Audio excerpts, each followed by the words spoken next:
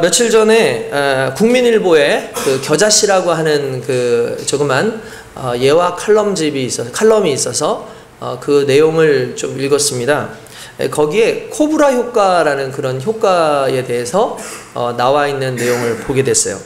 인도가 영국의 식민지로 그렇게 있었을 때에 한때 코브라가 엄청나게 창궐했던 적이 있었다고 합니다. 코브라가 너무 창궐하니까 아무래도 인명피해가 많이 일어날 수밖에 없겠죠. 그래서 이 인명피해를 막기 위해서 정부가 코브라를 잡아오는 사람들한테 포상금을 지급하겠다. 많은 것은 아니지만 포상금을 지급하겠다라고 이야기를 했습니다. 전략은 말 그대로 대성공이었고요. 수많은 사람들이 이제 코브라를 잡아오기 시작했습니다. 그런데 얼마 있지 않아서 코브라의 숫자가 다시 늘어나는 거예요. 그래서 이게 어떻게 된 일인가 알고 보니 이 사람들이 코브라 농장을 만들어 가지고 자신이 키운 코브라로 포상금을 받아내려고 그렇게 했던 거예요. 그러니까 이 사실을 알고 이 정부에서는 좀 과하다 싶으니까 결국 포상금제를 이제 폐지를 했습니다. 그러니까 포상금제가 사라지고 나니까 사람들이 키우던 코브라를 이곳저곳에 버리면서 더 많은 피해가 날 수밖에 없는 그런 상황이 생겼어요. 이처럼 문제 해결을 위한 정책이 오히려 역효과를 내는 현상을 일반적으로 코브라 효과라고 그렇게 이야기를 한다고 합니다. 그러니까 아무리 좋은 법도 아무리 좋은 제도도 그것이 아무리 좋다 할지라도 인간의 그 죄성이 그것을 악용해요. 우리는 철저히 타락한 존재임을 깨닫고 날마다 겸손하게 주님 앞에 나가야 될 줄로 믿습니다. 그래서 사도 바울은 인간의 실종과 절망과 소망에 대해서 이렇게 말합니다. 모든 사람이 죄를 범하였음에 하나님의 영광에 이르지 못하더니 그리스도 예수 안에 있는 속량으로 말미암아 하나님의 은혜로 값없이 의롭다 하심을 얻은 자 되었느니라 라고 말씀하고 있습니다. 우리의 삶의 의지나 인간의 무엇을 뜯어봐도 인간 안에서는 구원의 여력이 하나도 없습니다. 그러나 오직 그리스도 예수 안에서 그 복음으로 말미암아 우리가 살아나는 귀한 역사를 맛보게 될 줄로 믿습니다. 오늘 저와 여러분들이 그 은혜 속에서 결국 우리의 무능이 무엇인지 우리의 부족함이 무엇인지를 깨닫고 더욱 하나님을 붙잡는 거룩한 시간 될 수 있길 주님의 이름으로 축원드립니다. 인간은 상당히 악하죠. 인간은 아무리 많은 것을 좋은 것을 해줘도 결과적으로 자신의 이익을 따라서 모든 것을 배신하고 그렇게 살아갈 수 있습니다. 사람은 참 희한한 것이 어떤 사람과의 관계를 끊을 때에 자세히 보면 그 사람이 평소에 나에게 아무리 잘해줬어도 어느 날 나에게 섭섭하게 한다든지 나를 힘들게 한다든지 하는 그 한 번의 사건, 두 번의 사건으로 말미암아 그냥 관계를 끊어요. 그러니까 그 이전에 상당히 아무리 좋은 사건, 1000가지, 10,000가지의 사건이 좋은 것이 내게 있다 할지라도 한 가지의 안 좋은 그 섭섭한 감정 하나로 모든 것이 끝나버릴 수 있는 게 이게 사람의 감정이고 어떻게 보면 그것이 인간 본연이 가지고 있는 죄성이나 또는 인간의 이기적인 본능이라고 할 수가 있다는 거죠. 그러니까 이런 것을 생각해 볼 때에 정말 우리가 우리 스스로를 참 제어하기가 쉽지 않겠다. 우리의 이 죄성을 참 제어하기 쉽지 않겠다라는 생각을 해봅니다. 그렇기 때문에 오히려 우리의 이러한 죄악된 이 삶을 살아가는 우리가 과연 어떻게 하나님 안에서 우리를 관리하고 하나님의 자녀로 살 것인가를 좀 깊이 좀 묵상하는 그런 말씀의 시간이기를 원합니다. 오늘의 이 말씀은 실은 지난 금요일 날 제가 설교로 본문을 잡고 진행됐던 말씀인데 말씀을 쭉 진행하다 보니까 이 말씀이 단순히 그날 오신 분들 솔직히 한 5분인가 오셨던 것 같은데 금요일날 많이 안 오셨어요. 그래서 이 말씀을 좀 성도들이 좀 있었으면 그냥 그렇게 하고 넘어가겠는데 너무 오늘 이 금요 예배 때 안 왔구나. 그래서 주일날에 좀 설교를 해야겠다 싶어가지고 주일날에 조금 더 여러분들에게 좀 집중적으로 이 말씀을 좀 나누고 싶어서 특별히 이 말씀을 준비했습니다. 하나님께서 무엇보다 우리에게 주시는 이 귀한 은혜의 말씀을 여러분 깊이 깨닫고 하나님 앞에 정말 여러분들의 삶을 온전히 드릴 수 있길 주님의 이름으로 축원드립니다. 오늘 이 말씀은 너무나 잘 아는 말씀이에요. 우리가 자주 했었던 내용이고 이 스토리 자체가 상당히 유명한 스토리이기 때문에 잘 알고 있습니다. 그러나 그럼에도 불구하고 이 스토리의 내용을 잠깐 좀 말씀을 좀 드리자면은 여러분들 잘 알다시피 400년 동안 애굽에서 종살이를 하던 이스라엘 백성들이 이제 하나님의 은혜 가운데 모세라고 하는 걸출한 지도자를 통해서 애굽에서 탈출을 합니다. 그 상황 속에서 하나님께서 수많은 기적을 보여주셨고, 그리고 홍해를 가르고 이스라엘 백성들에게 만나와 또한 메추라기와 물을 주셔서 이스라엘 백성들이 광야임에도 불구하고 먹는 것에 문제없이 안전하게 무사히 잘 지나가고 있습니다. 근데 결국 하나님께서 이스라엘 백성들을 끌어내실 때에 뭐라고 얘기했냐면, 이 백성들로 하여금 한 곳에서 예배를 드릴 수 있도록 하겠다라고 말씀하셨는데, 그것이 시내산입니다.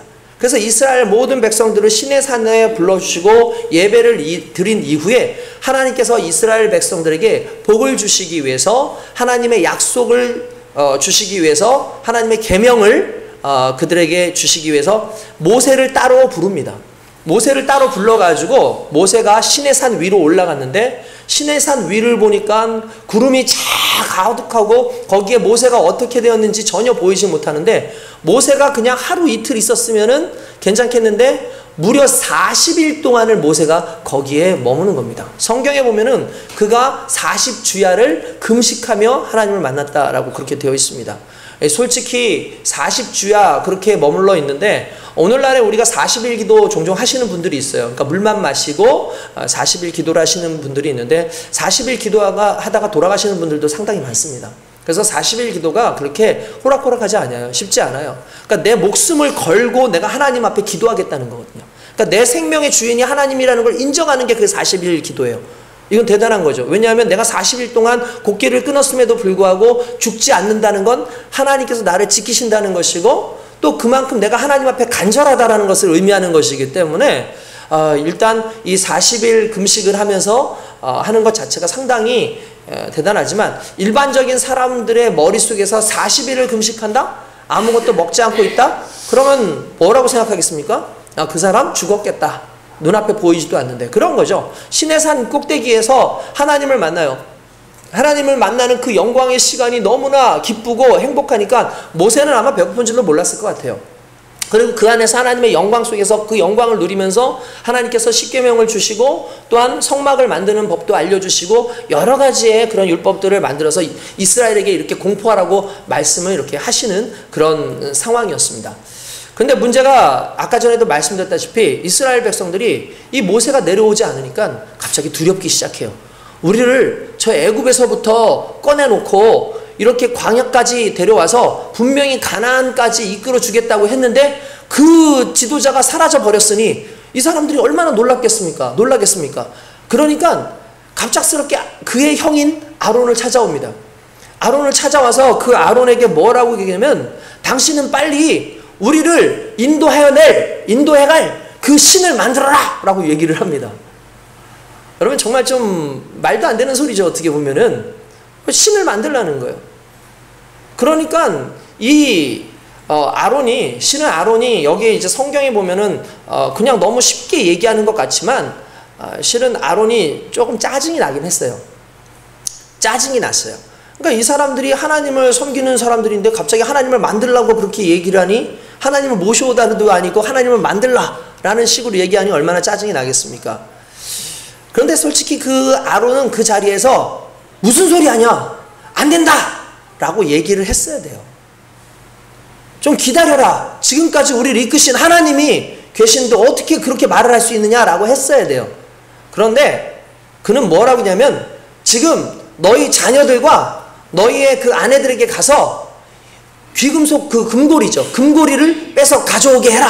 라고 이야기를 합니다. 이 금고리를 가져오라고 얘기할 때 편안하게 얘기한 게 아니라, 여러분들 지금 이 말투를 원어로 제가 좀 살펴봤어요. 그러니까 원어로 살펴보니까 이런 거예요.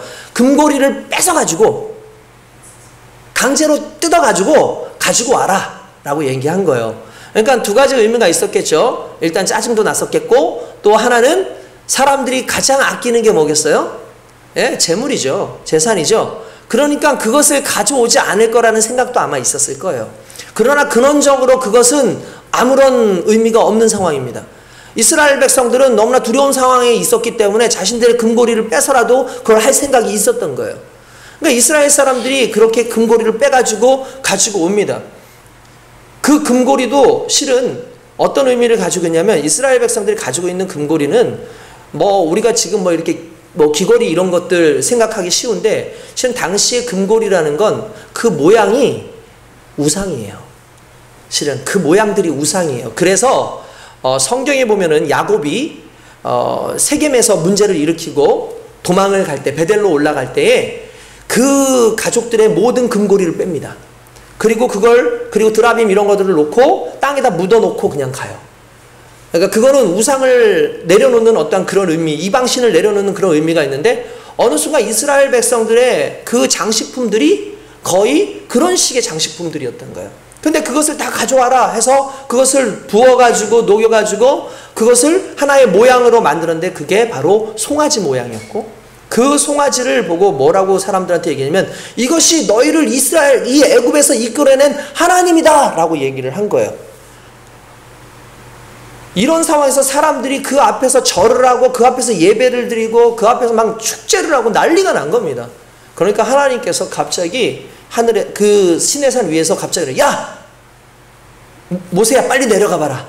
큰일 났다. 네 백성들이 지금 부패하여서 지금 어마어마한 사건이 일어났는데 내가 그들을 그냥 두지 않겠다라고 얘기를 하고 진멸해버리고 내가 너를 새롭게 아브라함처럼 새롭게 세워가지고 너를 믿음의 조상으로 세우겠다라는 식으로 말씀을 하세요.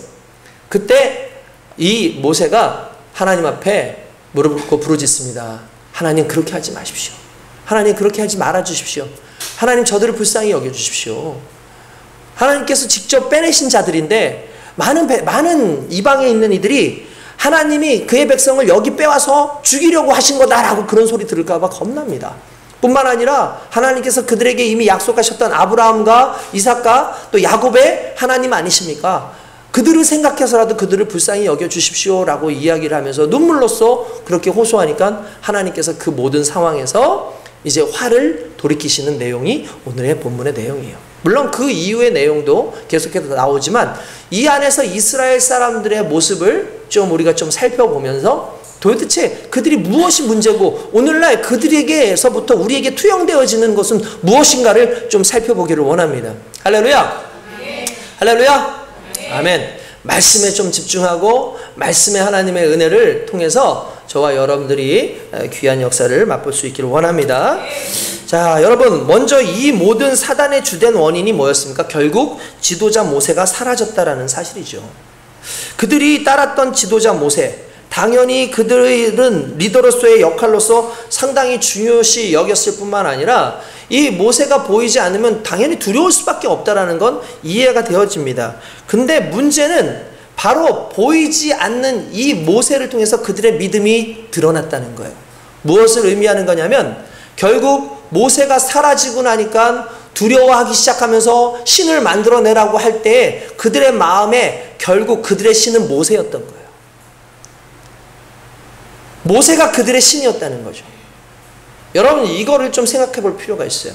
모세는 하나님을 끊임없이 얘기합니다. 하나님께서 하셨다, 하나님께서 이렇게 하셨다라고 말하지만 보이지 않는 하나님보다 당장 눈앞에 보여서 기적을 일으키고 있는 그 모세를 보니까 야, 모세가 바로 하나님이구나, 모세만 있으면 우리는 살 수 있겠다라는 마음이 이스라엘 백성들 사이에 있었다는 거죠. 그러다 보니까 자연스럽게 하나님에 집중하기보다는 모세가 증거하는 하나님보다는 모세 자체가 자신들의 힘이라고 여기고 모세 자체가 자신들의 신이라고 여기는 게 바로 이스라엘 사람들의 문제점이었다는 걸 우리가 알 필요가 있다는 거예요. 저는 오늘날 수많은 스타 목사들에 대한 좀 우려가 있습니다. 오늘날 여러분들 CBS 또는 CTS 이런 데 보시면 수많은 스타 목사님들이 거기 나옵니다. 얼마나 재미있게 설교 잘하는지 모릅니다. 웃기게 말 잘하는, 강은도 목사님 이런 분들은 막 재밌게 막 설교하시잖아요. 막 진짜 코미디를 하는 건지 아니면 설교를 하는 건지 그러면서 나름 또 은혜도 있고 이래서 사람들이 너무너무 좋아하고, 그분이 처음 그 다니엘 기도에 나왔을 때에는 그 교회가 개척한 지 얼마 안 된 교회인데 그렇게 또 입소문 나고 그거 한번 나오고 나니까 지금 청년들이 어마어마하게 많이 모여가지고 교회가 부흥을 했다는 그런 얘기를 해요. 근데 그 온 청년들이 예수 믿는 청년들이겠죠. 그러니까 그 온 청년들이 믿지 않는 청년이 아니라 결국 그 말씀 재밌어가지고 온 성도들일 거라고 저는 생각을 해요. 뿐만 아니라 CBS에서 설교 잘하는 목사님도 얼마나 많은지 모릅니다. 그런 목사님들 교회로 막 정말 수만 명이 모여서 어느 교회 목사님은 너무 많으니까 안 되겠다. 오히려 교회를 30개로 나눠가지고 이쪽 저쪽으로 다 보내버리자 해가지고 그 운동을 하시는 그런 목사님들도 있어요. 뭐 물론 이제 상당히 참 그런 부분은 참 좋다고 생각합니다. 근데 문제는 뭐냐면 이러한 스타 목사님들이 있는 교회들의 특징이 있어요. 뭐냐면 그 목사님이 사라지고 나면 어느 순간 사분오열해요. 그리고 교회의 교세가 갑자기 줄어들기 시작을 합니다. 뭐 멀리 가서 볼 필요도 없어요. 우리 교단 내에 있는 여의도의 아주 큰 교회가 우리가 잘 아는 대로 그 조영기 목사님 아주 영적으로 상당히 지도력을 가지고 있는 목사님이시고 그 당시만 해도 70만 성도 막 그랬었거든요. 그 목사님이 자리를 내어주고 난 이후에 갑자기 교회가 갑자기 급격히 숫자가 줄어들기 시작을 합니다. 그리고 주일 예배도 지금 가보면 그분이 이제 아예 돌아가셨잖아요. 돌아가시고 나니까 주일 예배도 보면 옛날에는 이제 주일 예배, 대예배뿐만 아니라 뭐 1부, 2부, 3부, 4부 해가지고 뒤에 위에 천장까지 다 앉았어요, 사람들이. 근데 지금은 뭐 대예배 딱 중요한 11시 예배 딱 끝나고 나면은 뒤에가 비어요. 그러니까 제가 보기에는 원래 뭐 70만 해도 5만도 안 되는 거예요, 어떻게 보면은. 그러니까 교회가 엄청나게 쇠락하고 있고 그러면 그 사람들은 그럼 다 어디로 갔을까? 그 예수 잘 믿던 그 사람들은 어디로 갈까? 또 다른 스타 목사를 만나기 위해서 그리로 가요. 그래서 의외로 말씀 증거 잘하는 그런 교회로 가 있고 그런 거죠. 저는 이런 부분에서 한 가지 긍정적인 것은 그래도 말씀을 사모하는구나 라는 부분이 있지만 또 한 가지의 특징은 뭐냐면 그 말씀보다 어쩌면 말씀을 증거하는 그 사람의 공신력과 말씀을 증거하는 그 사람을 하나님보다 더 따를 수도 있겠다라는 생각을 해요. 여러분 이것은 우리가 상당히 좀 주의해야 될 부분입니다. 그래서 저와 여러분들이 항상 조심해야 되는 게 뭐냐면 항상 우리는 목사님 집중, 물론 목사님이 중요합니다. 왜냐하면 말씀을 증거해야 되고 리더로서의 역할을 감당하고 교회를 이끌어가는 부분도 있지만 목사님이 부재했을 때에도 전혀 흔들림이 없는 교회가 실은 건강한 교회예요. 아무런 문제 없이 서는 교회. 왜냐하면 그들은 목사님을 바라보고 신앙생활하는 것이 아니라 결국 하나님을 보고 신앙생활을 하기 때문에 그렇다는 겁니다. 오늘 저와 여러분들의 중심이 누굽니까?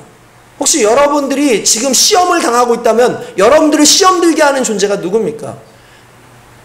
여러분 사람 때문에 시험 들고 사람 때문에 힘들어하면 우리가 하나님을 직접적으로 바라보지 못하고 있다는 것을 반증하는 것일 수 있다는 걸 우리는 깨달아야 돼요. 왜냐하면 오늘 성경에서 말하다시피 인간은 누구나 다 죄성을 가지고 있어요. 심지어 아론마저도 그 정말 제사장 직분을 맡는 그 아론마저도 오히려 죄를 지는데 혁혁한 공을 세우지 않습니까? 그래서 그 우상을 만드는 역할을 그 아론이 했잖아요. 물론 하나님께서는 그를 불쌍히 여기셔서 결국 그를 끝까지 대제사장으로 다시 용서하시고 세우시지만 인간은 그런 거예요. 연약해요. 누구 하나 완벽한 사람이 없어요. 저도 마찬가지고 여러분들도 마찬가지입니다. 여러분들이 보면 신앙생활 제대로 못할 때 많이 있어요. 그런데 저는 그걸 보면서 왜 저래? 라고 생각하지 않습니다. 왜 그러냐면 우리는 연약해요. 그럴 때가 있어요. 그러다가 다시 하나님을 붙잡고 하나님이 은혜 주시고 그 안에서 다시 힘을 얻으면 또 주님 안에서 온전히 살아갑니다. 그러니까 사람이 힘을 주는 것이 아니라 그 사람이 우리를 살리는 것이 아니라 하나님이 우리를 직접 만나주시고 그 하나님을 경험하는 사람이 결국 모든 삶 가운데 모든 상황 가운데 넉넉히 모든 것을 이기는 역사를 만들게 되는 줄 믿습니다. 여러분 그 부분이 오늘 저와 여러분들에게 필요하다라는 거예요. 여러분 이단들 보십시오. 이단들의 특징이 뭔지 아시죠? 자꾸 자기를 보라 그래요. 나만 바라봐라. 나만 바라봐야 된다. 지금 내가 말하는 걸 들어야 된다. 이렇게 해야 되는 걸 들어야 된다. 라고 하면서 얼마나 많은 이단들이 그 이야기를 합니까? 이단들은 간단해요. 그 사람에게 집중이 돼 있어요. 다 모든 것이. 그러나 기존 교회가 이단인지 아닌지 판별할 수 있는 기준은 딱 하나입니다. 하나님께 집중을 시키고 있는지 아니면 담임 목사님한테 집중을 시키고 있는지. 그걸 보면 이게 이단성이 있는 교회인지 아닌지를 판단할 수 있어요. 교회가 자꾸 우리 목사님에 대해서 사랑하고 애정을 갖는 것 좋지만 우리 목사님이 좋아요. 우리 목사님을 자꾸 이렇게 하게 되면 문제가 생겨요. 전에도 말씀드렸잖아요. 제가 만민교회 우리 그 이모님이 옛날에 다니셨는데 제가 목사고 금요일날 예배를 인도해야 되는 사람인데도 불구하고 금요 예배 때쯤 와가지고 자기 목사님 설교를 좀 들어보려는 거예요. 아, 우리 목사님 말씀을 들어야 된다라는 거예요. 그래서 제가 나중에 화가 나가지고, 아니, 이모님, 제가 목사고, 우리 교회 양떼가 있는데 제가 어디를 가가지고 예배를 드리고, 어디 가서 누구에게 은혜를 받는다는 겁니까? 저는 하나님께 직접 은혜를 받겠습니다. 라고 얘기했는데, 그 사람이 바로 이재록이더라고요. 그러니까, 여러분, 그런 거예요. 목사님이 신격화되어 있는 거죠. 그게 이단의 특징 아닙니까? 제가 말하지만, 내가 의지하던 그 믿음의 영향을 가지고 있는 사람이 사라졌을 때에도 내 믿음을 지킬 수 있으면 내가 바른 믿음을 가지고 있는 거예요. 여러분 잊지 마십시오. 요아스 왕이 된 이후에 여호야다라고 하는 제사장이 그에게 어마어마한 영향력을 끼칩니다. 그러니까 그게 개혁을 해요. 그래서 산당도 막 무너뜨리고 사라졌던 예배도 다시 세우고 막 열심히 해요. 그래서 하나님께서 복을 주셔서 유다가 잘 돼요. 유다 나라가. 그러다가 갑자기 여호야다가 죽어요. 근데 성경이 그렇게 나와요. 여호야다가 죽고 난 이후에 그가 타락했다. 무슨 말입니까? 말씀을 계속해서 집어주고 말씀을 지적해주고 하나님이 어떤 분인지에 대해서 설명해주는 그런 사람이 있을 때에는 내 믿음이 잘 자라다가 그런 분이 사라지고 나니까 어느 순간 세상에 협력하는 거예요. 그러니까 무슨 말이냐면 애초에 본인의 믿음이 아니었다는 거예요. 의지하는 믿음이었던 거죠. 그래서 여러분들은 주님께 더 집중하십시오. 저는 다시 말씀드리지만 제가 누누이 얘기하지만 저 별거 없습니다. 정말 저 대단한 사람도 아닙니다. 여러분들보다 단지 신학을 더 했기 때문에 어떤 상황에 대해서 더 알기 때문에 더 그런 지식적으로 많은 것을 좀 더 알고 성경적으로 여러분들 해석할 수 있는 그 부분에 있는 거지 여러분이나 저나 어떤 삶 속에서 얼마나 많은 다른 부분이 있겠습니까? 물론 더 대단한 하나님 앞에서 영광을 돌리는 삶을 살려고 노력하는 건 마땅한 거겠죠. 우리가 잘 아는 베드로와 요한이 성전 미문 앞에 갔습니다. 거기에 안진뱅이가 있어요. 안진뱅이를 고치는데 그가 혹시나 좀 거지니까 줄 것이 있나 먹을 것이 있나 해가지고 베드로와 요한을 이렇게 쳐다보고 있으니까 베드로가 이렇게 얘기합니다. 내게 가진 거 아무것도 없다.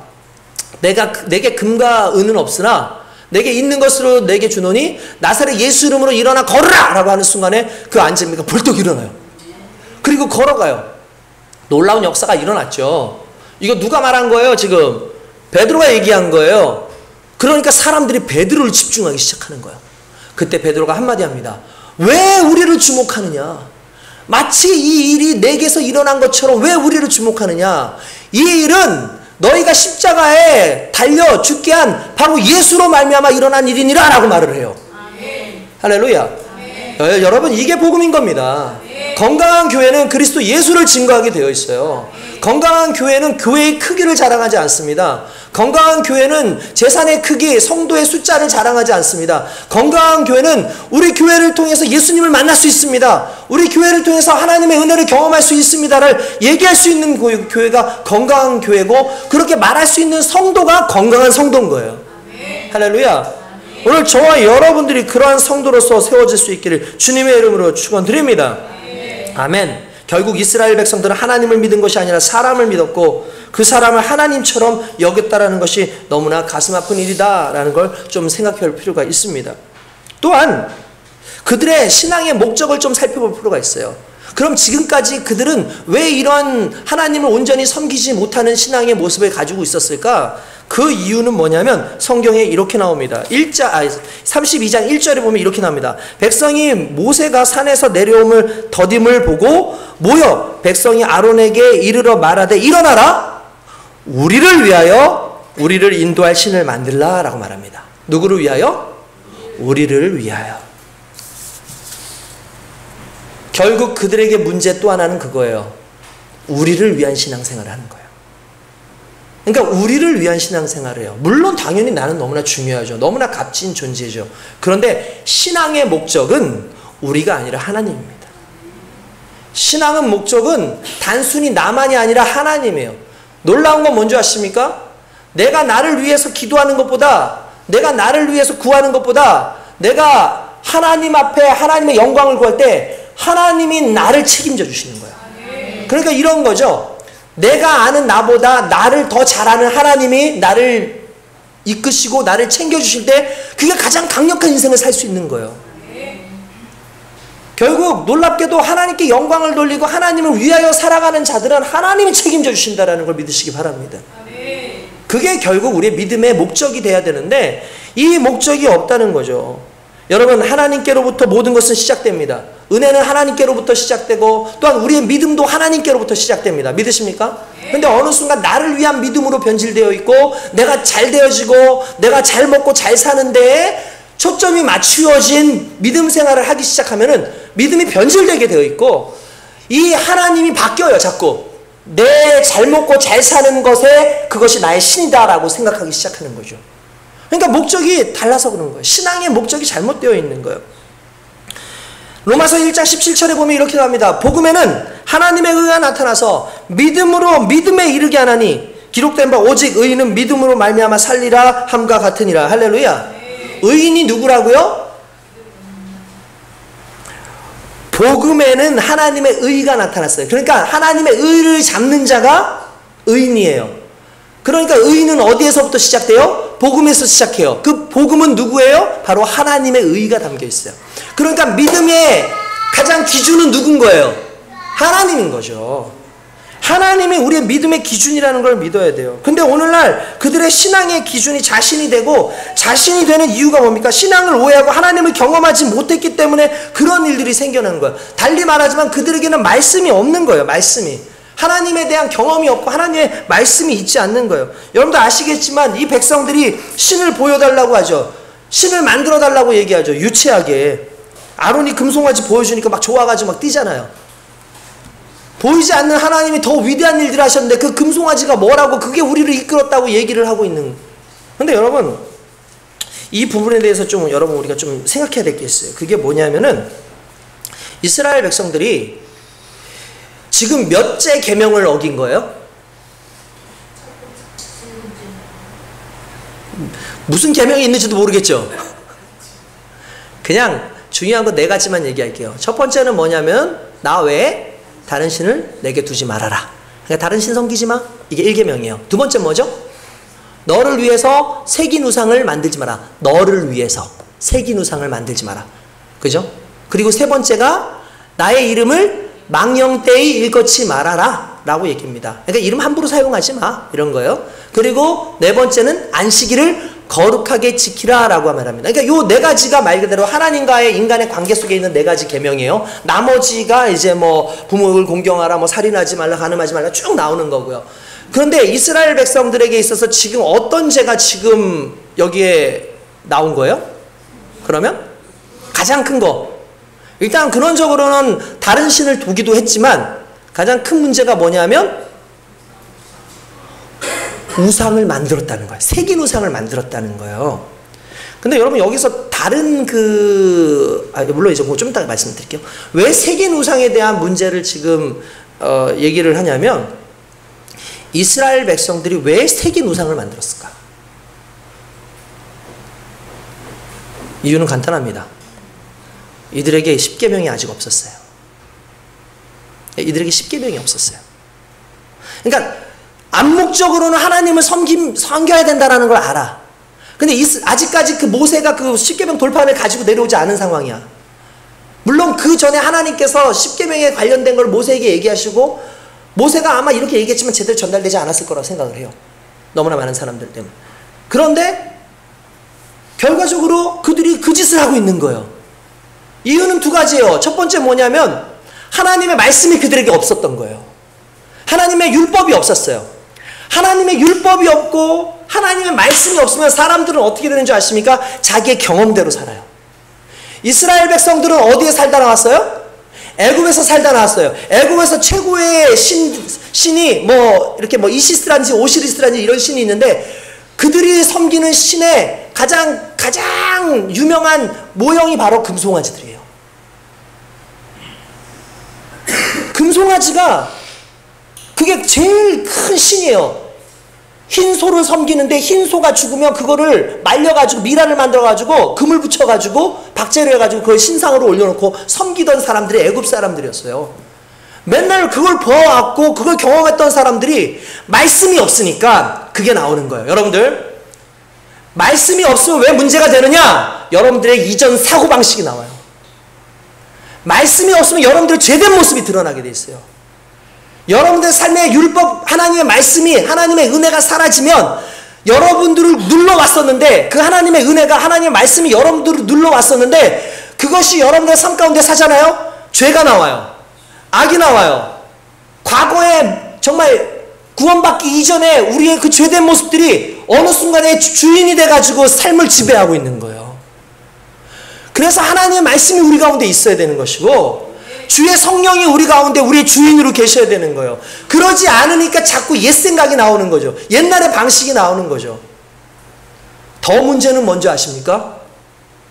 이 아론이 이 금송아지를 만들고 난 다음에, 이 금송아지를 봐라, 이 금송아지가 어떤 신이야 라고 얘기하지 않고 이렇게 얘기합니다. 이 금송아지가 너희를 애굽에서부터 이끌어낸 그 하나님이야. 그러니까 아론의 머릿속에는 여호와 하나님에 대한 믿음이 있었어요, 없었어요? 없었을까요? 잘 생각해보세요. 있었어요. 있었다고요. 여호와 하나님을 믿었어요. 근데 보이지 않았잖아요, 그 하나님이. 모세는 안 보이잖아요. 그러니까 금송아지를 만들어놓고 이게 여호와 하나님이야 라고 얘기한 거예요. 왜 그랬을까요? 아까 전에 말씀이 없으니까. 제어할 말씀이 없으니까 그렇게 돼요.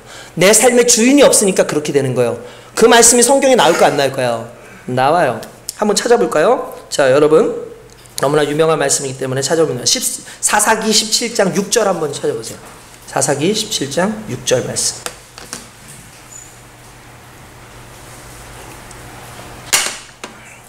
다 찾으셨습니까?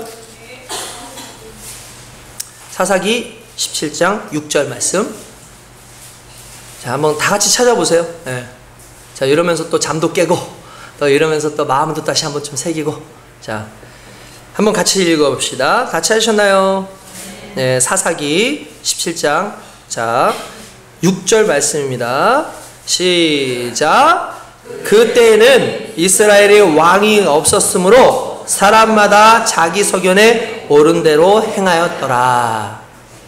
이스라엘의 왕이 없어서 사람들이 자기 마음대로 행하였더라 라고 나와요. 이 내용은 어떤 내용이냐면, 예전에도 여러분들한테 말씀드렸는데, 미가라고 하는 사람이 에브라임에서 살았습니다.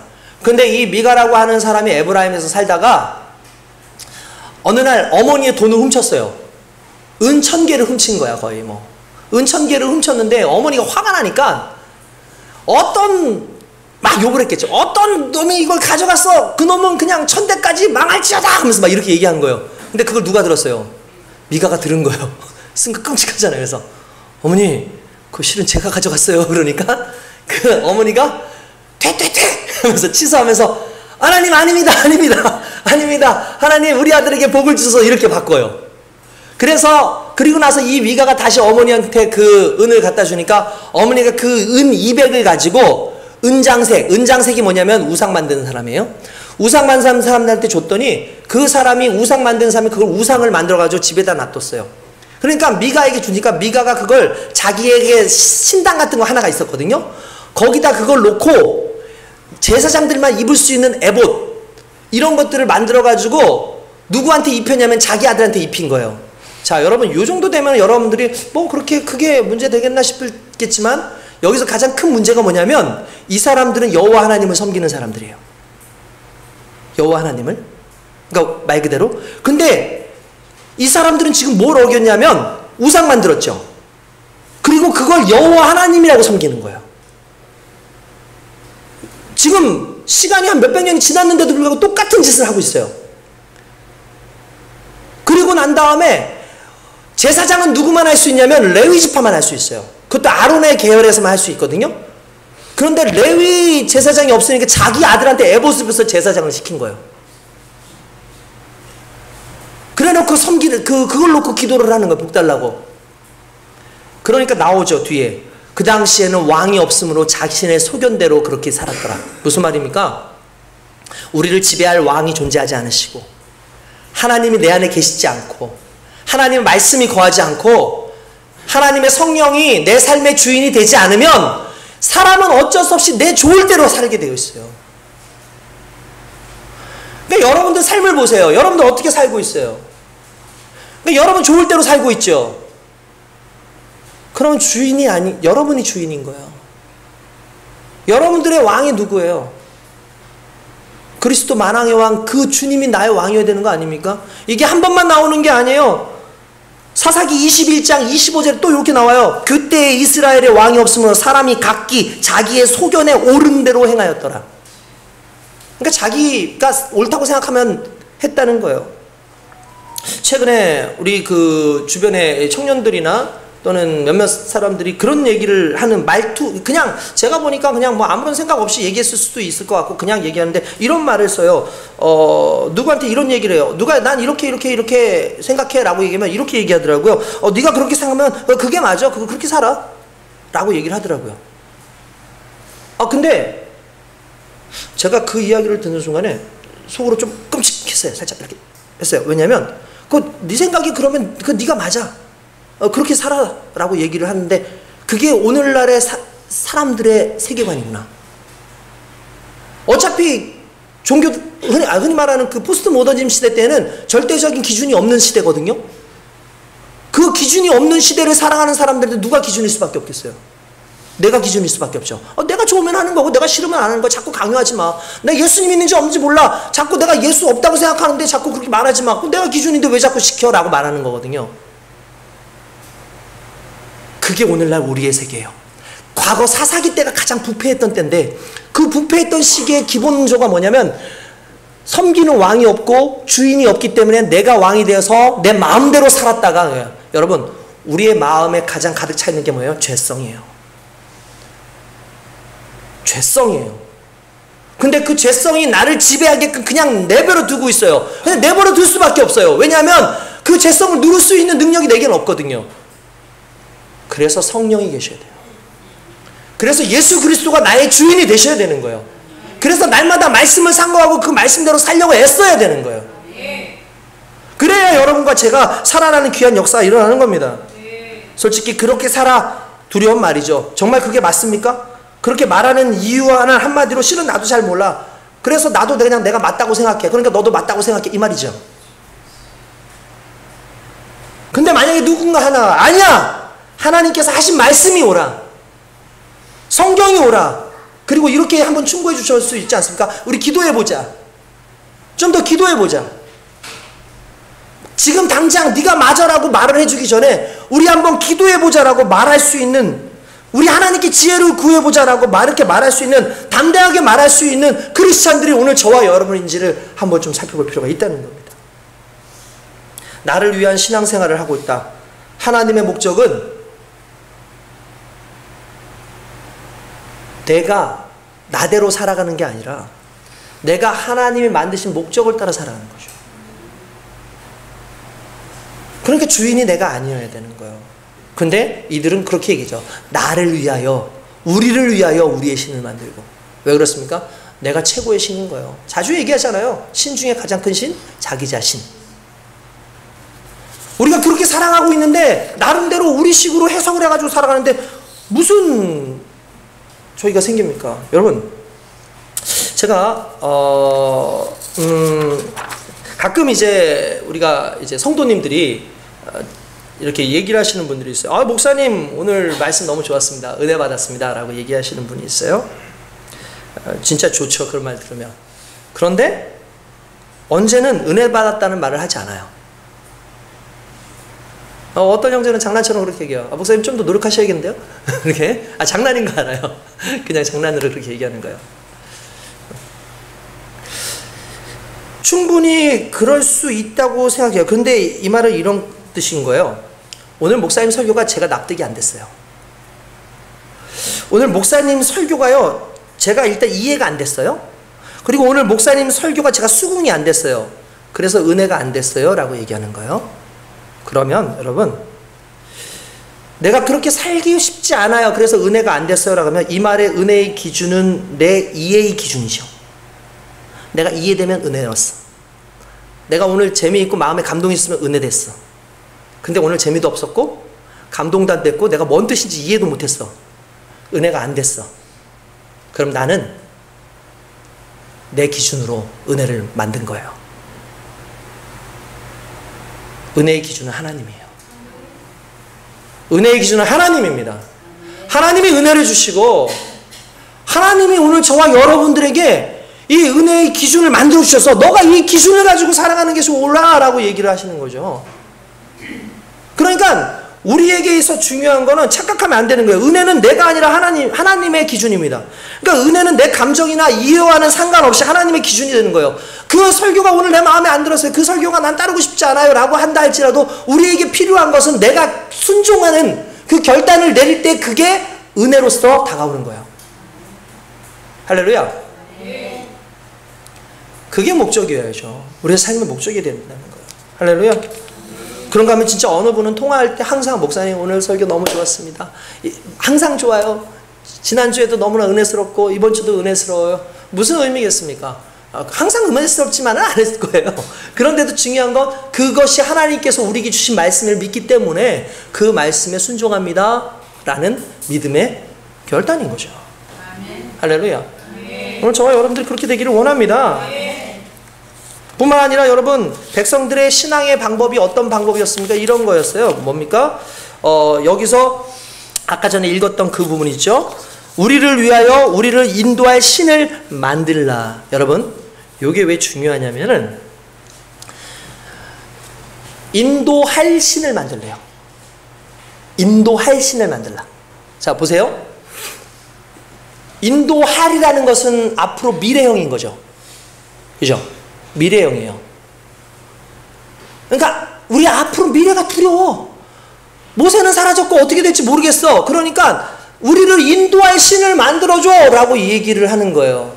여기에서 뭘 간과하고 있는 거예요? 지금까지 우리를 인도하셨던 하나님에 대한 감사가 없는 거예요. 우리를 인도하셨던 하나님에 대한 나의 고백이 없는 거죠. 우리가 그렇게 살고 있는 거예요 지금. 그러면 이게 무슨 의미인 줄 아십니까? 하나님은 우리의 사용에 의해서 존재하는 신인 거예요. 제가 예화를 그렇게 듣는데 제가 지난주에 이번 주에 제가 여러분들 그 영상 못 올렸죠. 말씀만 나왔죠. 그게 이유가 뭐냐면 배터리가 다 다른 거예요. 그러면 이제 이 블루투스로 연결이 되기 때문에 제가 여기도 배터리가 있어야 되고 저기도 배터리가 있어야 돼요. 그러니까 제가 여기서 이렇게 설교를 하면 여기서 블루투스에서 저쪽으로 가서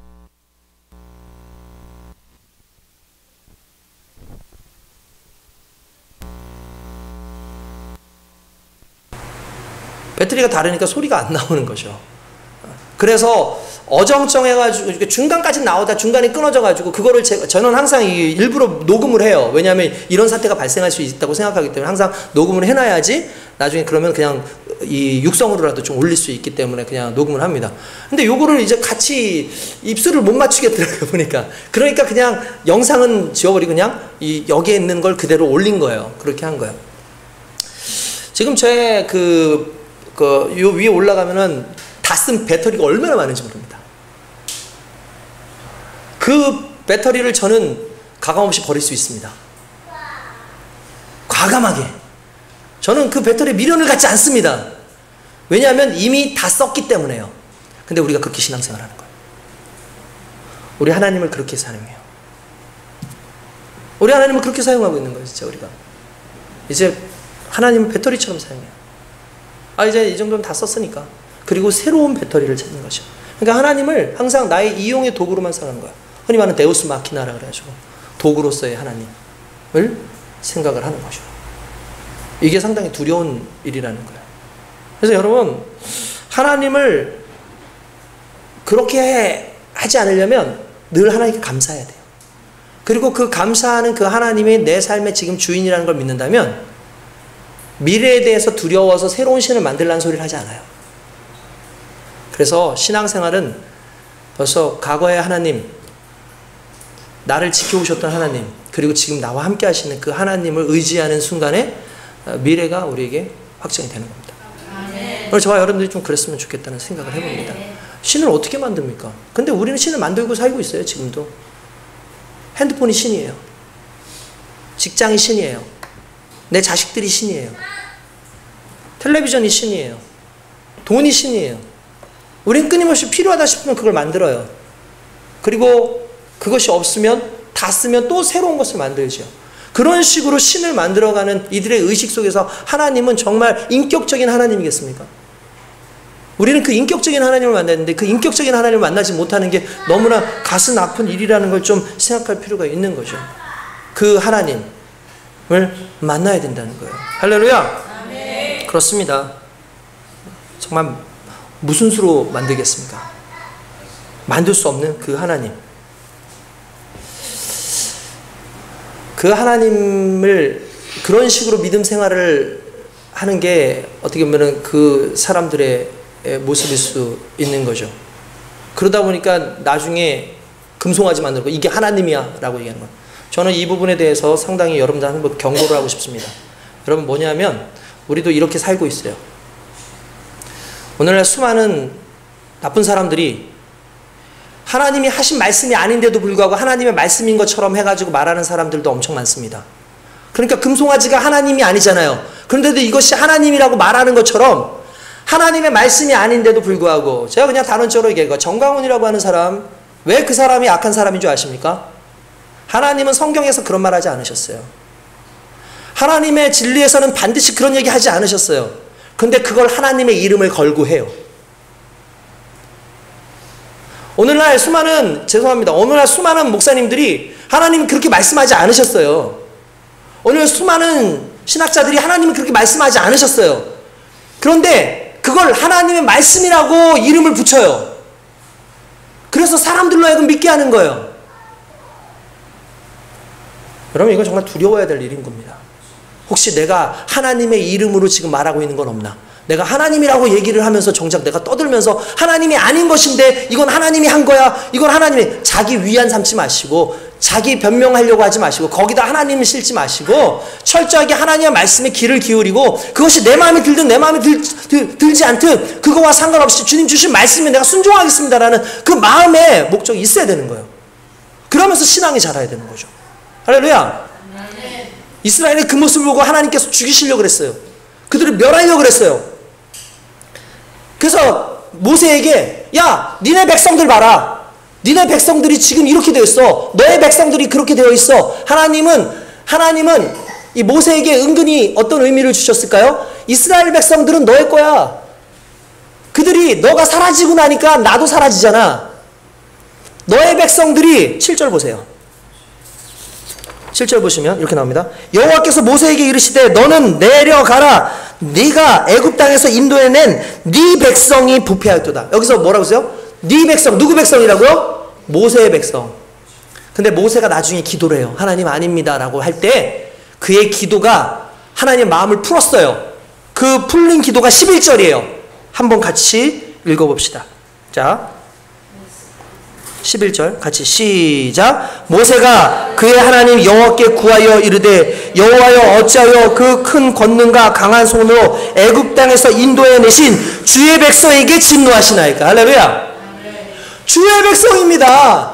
하나님 제 백성 아니고요 주님 백성입니다 라는 그 말에 모든 문제가 해결돼요. 하나님은 네 백성이니? 하고 물어보시잖아요. 근데 모세는 아니요 제 백성 아닙니다. 하나님의 백성입니다. 하나님이 책임지셔야죠. 부족했지만 연약했지만 이곳까지 이끌어주신 하나님이 책임지셔야죠. 무슨 말입니까? 우리의 모든 신앙의 회복은 하나님께 있습니다. 우리의 삶의 모든 것은 하나님께 있습니다. 이게 신앙의 가장 큰 목적이고 기본이 되는 거예요. 오늘 저와 여러분들이 그런 인생으로 살기 원합니다. 오늘 저와 여러분들이 그렇게 하나님을 나의 주인입니다로 모시고 나의 생각과 나의 모든 소견을 내어 던지고 하나님 앞에 나아가는 주님의 귀한 백성 되길 주님의 이름으로 축원드립니다. 기도하겠습니다.